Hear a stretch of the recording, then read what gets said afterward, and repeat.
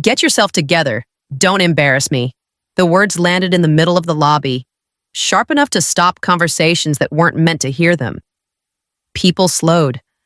A security guard pretended to check a badge scanner that wasn't blinking. My coffee shook in my hand, sloshing against the lid. He didn't wait for an answer. He never did. As he turned, his shoulder clipped past mine, close enough that I caught the heat of his irritation. After the board meeting, we'll talk about your future here.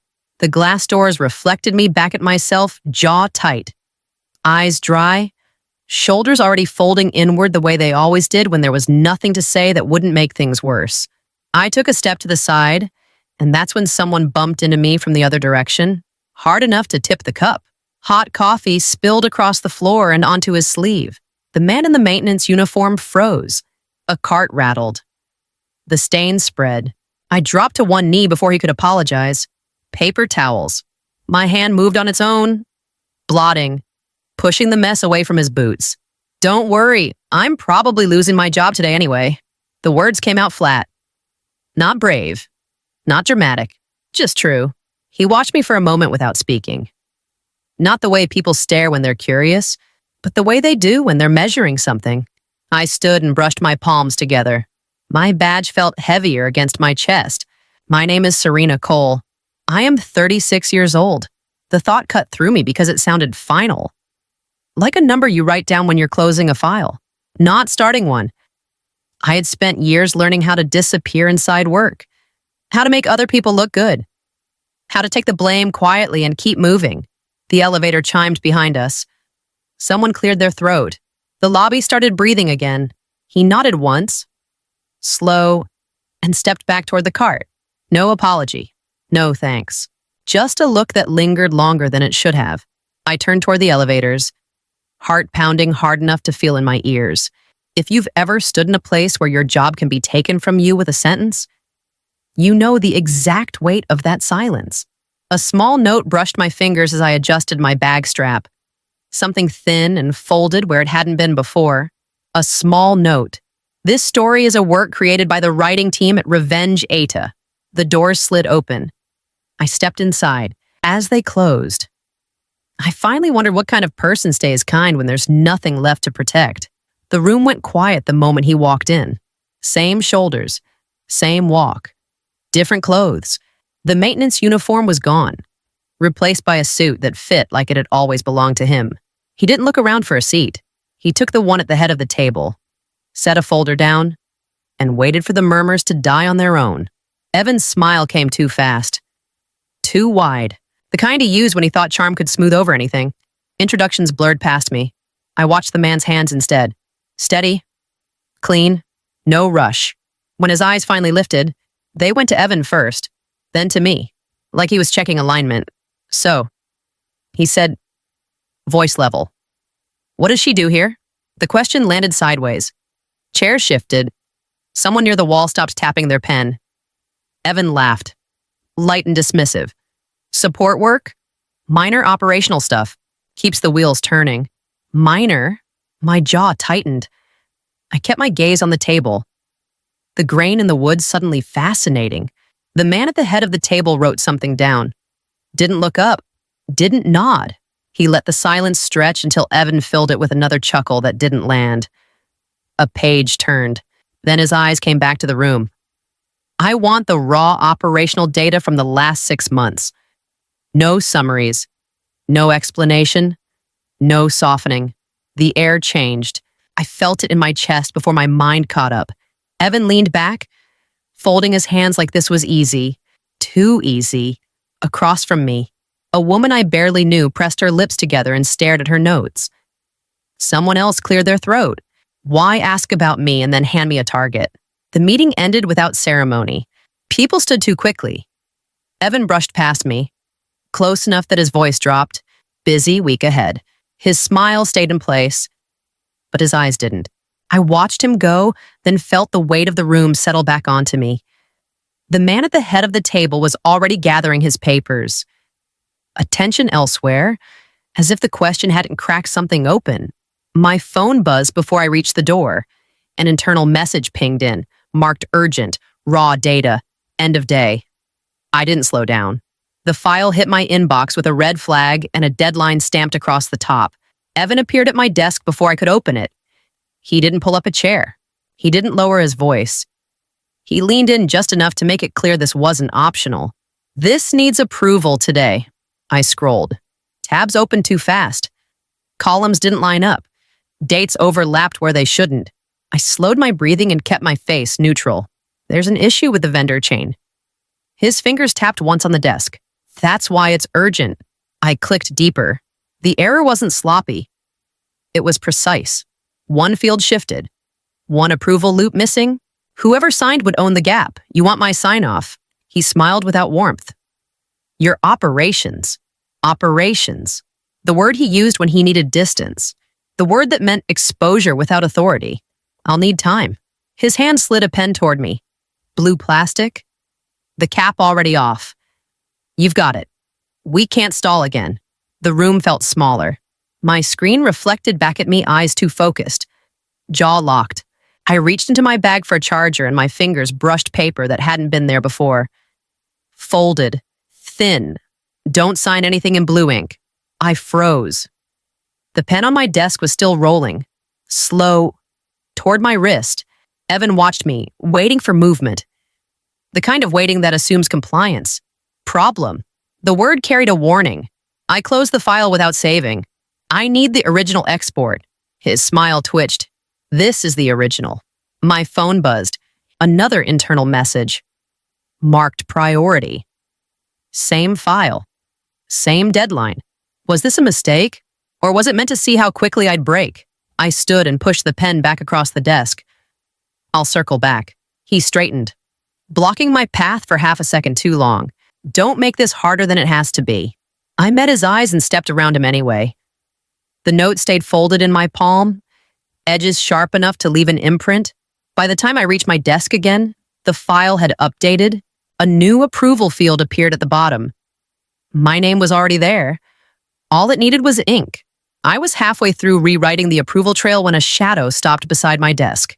Lunch. The word landed flat, not an invitation. I looked up. Same maintenance jacket? Same neutral expression? No badge this time. No audience. I don't have time. A pause? Not offended. Calculating? You do. I followed him out before I could second guess it. We didn't go far. A small table near the service corridor. Plastic chairs. He sat first. Back to the wall. Eyes on the entrance. Keep pretending you don't know who I am. My fingers tightened around my phone. That's not a small ask. I need him comfortable enough to finish what he started. The sentence carried weight without raising its voice. I watched his hands instead of his face. Steady again. Always steady. You're asking me to play along. I'm asking you to let him believe the trap is working. I thought of the pen, the blue ink. My name already waiting at the bottom of a file that wasn't meant to hold me. If everyone in that building was lying to survive, who decided where the truth ended? I don't get protection. No, I didn't like how clean that answer was. And when this turns on me, a slight tilt of his head. It already has. Silence stretched. People passed without looking at us. He reached into his jacket and slid a folded receipt across the table. Dates, times, vendor codes written small in the margins. Document everything. He added, quietly. I nodded once. Agreement felt heavier than refusal. I slipped the receipt into my bag, then pulled my phone out and changed a setting I'd ignored for years. Automatic backups. Timestamps. No deletions. He stood, chair scraping softly. Don't sign anything. I know. That earned a glance. Brief, sharp, then he was gone. Cart rattling away like nothing had happened. Back at my desk, a new calendar invite waited. End of day review. Mandatory. I opened a fresh document and started typing. Not the numbers, but the order they came in. Who touched what? When? The game had rules now, and none of them favored hesitation. The meeting invite disappeared from my calendar without explanation. 5 minutes later, my screen locked itself. I tried my password. Once. Again. The third attempt didn't even pretend to process. Come with me. The voice came from my left. A woman in a navy blazer stood close enough that people nearby could pretend not to hear. Her badge swung when she turned. Already walking. The room we stopped in was small. The door shut with a soft click that sounded louder than it should have. "This is a precaution," she said, sliding a folder across the table. Not a termination. The words were arranged carefully. The message underneath wasn't. "Hand over your badge." I unclipped it and set it down. The plastic tapped the table and skidded a little, like it didn't want to stop there.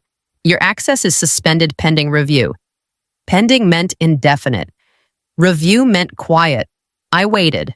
No one filled the silence. "What about my files?" "They're secured." "By someone else." I nodded and stood before she could add anything that would make this feel final.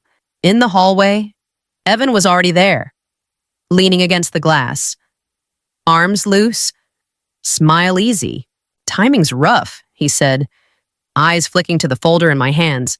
"But this will clear up." It wouldn't. We both knew it. My phone buzzed. A message preview lit the screen, then vanished as my account signed itself out. When the elevator doors closed, my reflection looked smaller. I pressed my thumb against the seam of my bag where the receipt was hidden and felt the fold. Still there. At least one thing hadn't been taken. What do you do when every side benefits from your silence? The lobby swallowed me whole. The maintenance cart rolled past. Empty this time. No nod, no signal. Nothing that could be mistaken for help. Outside. I stopped and turned my phone back on. Not to call anyone, but to open a fresh note. Time, names, exact words. I typed until my hand steadied. I wasn't waiting anymore. By the time I walked away from the building, a plan had started to form. Not a rescue, not permission. Leverage. She chose the booth with her back to the wall and slid a paper menu aside without looking at it. The phone on the table stayed face down, close to her elbow. "You're late." Traffic was an excuse. Nerves weren't. I sat and placed my bag on the floor. Foot hooked through the strap. "You shouldn't have come," she added. "That means you're desperate." "I'm suspended." I said, because hiding it would have been useless. That got her attention. A small smile, quick and sharp, then he moved faster than I expected. She pulled a folder from her jacket and tapped it twice. I kept copies. Not everything. Just enough to remind him I exist. How long years? Her gaze didn't flinch. Monthly? Sometimes weekly. I waited. Silence worked better than pleading. "I'm done," she said. "I want out." Out costs. Her fingers drummed once. 240,000. The number hit hard. Every hour I'd saved. Every plan that assumed tomorrow would be stable. I felt the weight of it settle in my chest. "You don't get to judge me," she said, reading my face. I didn't start it. I survived it. The folder slid closer. Inside. Approvals I recognized. Notes in a margin I had once skimmed and ignored. My name wasn't there. But my timing was. Can the truth stay clean when everyone selling it is dirty? I reached into my bag and placed my phone on the table. Screen dark. Thumb brushing the side until it vibrated once. Soft. She didn't notice. "I'll transfer it," I said. "One time? Today." I nodded. "You send everything." "Not highlights." Her eyes narrowed. Then she pushed the folder across the table. "You're braver than I thought." "No, just done pretending I wasn't part of it." My phone buzzed again. A confirmation message I didn't open. I slipped the folder into my bag and stood. She leaned back, studying me. "You think this fixes you?" "It fixes the timeline." Outside. I didn't stop walking until the street noise swallowed the diner. I opened the recording app and checked the timestamp. Clear. Complete. My next call went to the bank. The next message went to a secure folder. This wasn't rescue money. It was ammunition. He didn't knock. He never did. The maintenance jacket was gone. The suit was back. He closed the door behind him and set my phone on the table between us. Screen down, like he'd already decided what mattered. "You paid her," he said. Not a question. I didn't reach for the phone. "You told me to document everything." A pause, long enough to feel intentional. "Good." He sat, hands folded, eyes steady. The room felt smaller with him in it, not crowded, focused. "I hired Evan." He continued. "Years ago." The words landed clean. No flinch. No apology. I watched my reflection in the black glass of the table and didn't recognize it right away. You knew? I said, yes, and you let it run. I watched it run. My jaw tightened. People lost jobs. So did he, came the reply. Calm as a ledger entry. Just not yet. He leaned back, giving me space he didn't have to give. I don't need someone good at numbers. I need someone who can stare into the abyss and not blink. I felt the weight of the folder in my bag, the recording still warm on my phone, the transfer receipt folded into a corner like a confession. He wasn't offering cover. He was offering exposure with a spine. You weren't testing him. I said, you were testing me. A faint nod. I was testing the system's pressure points. And if I broke, then I'd replace you. 2. Would you accept power built on knowing how broken the system is? Silence settled. Not heavy. Decisive. He stood and slid a thin envelope toward me. No seal, no label. Tomorrow, he said. Final meeting. Let him talk. And after his hand paused on the door, the board needs someone who understands what survives daylight. The door opened. Closed. My phone vibrated once on the table. Then went still. I opened the envelope. An agenda. A single line highlighted. Compliance review lead presenter, Serena Cole. I didn't sit down. I pulled my phone back to me, checked the recording one more time, and started organizing the files in the order they would hurt the most. Tomorrow wasn't about removal. It was about replacement. Evan took the floor like it belonged to him. He didn't wait to be invited. He stood, straightened his jacket, and smiled at the room the way people do when they think the worst is already behind them. This situation spiraled because someone panicked. He began, eyes cutting in my direction. Deadlines were missed. Protocols ignored. A few heads nodded. Not agreement habit. She embarrassed the department. He continued, voice lifting, and when I tried to correct it, she shut down. The word embarrassed hit the same place it had in the lobby. Familiar, worn smooth from use, I stayed seated, hands folded. The screen behind him remained blank. Waiting. He paced, warming to it. I trusted her with sensitive approvals. That trust was misplaced. Trust. Another word borrowed and bent. The chair at the head of the table shifted. Let's walk through it. Came the interruption. Calm, flat, impossible to ignore. Slowly. The lights dimmed without ceremony. The screen flickered on. An email chain appeared. Evan's name sat at the top, bold and centered. The timestamp followed. Then another. Late nights, early mornings. The pattern tightened. He laughed once. Sharp. That's routine. A log replaced the email. Approval loops. Overrides. His credentials repeated down the page like a signature written too many times. Someone near the window inhaled too fast. Evan leaned forward. Those entries were corrected. The screen changed again. Original values. Edited fields. A gap where a review should have been. What happens when a man hears his own lies echoed back to him? The room didn't answer. It didn't need to. Evan's hand lifted, then dropped.